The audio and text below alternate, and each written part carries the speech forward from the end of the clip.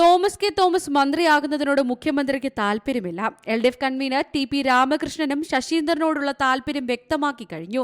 NCPക്കുള്ളിലെ ധാരണ പ്രകാരം 2.5 വർഷത്തിന് ശേഷം AK ശശീന്ദ്രൻ ഒഴിയുകയും തോമസ് കെ തോമസ് മന്ത്രിയാവുകയും വേണം. എന്നാൽ ശശീന്ദ്രൻ ഒഴിഞ്ഞിട്ടില്ല.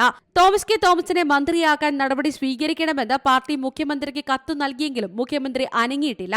അജിത് പവാർ വിഭാഗം NCPയിൽ ചേരാൻ സംസ്ഥാനത്തെ ഒറ്റ MLA കക്ഷികളായ ആന്റണി രാജുവിനും കോവൂർ കുഞ്ഞുമോനും 50 കോടി വീതം തോമസ് കെ തോമസ് വാഗ്ദാനം ചെയ്തുവെന്ന ആരോപണമാണ് മുഖ്യമന്ത്രിയുടെ താൽപര്യക്കുറവിന് കാരണമത്രേ.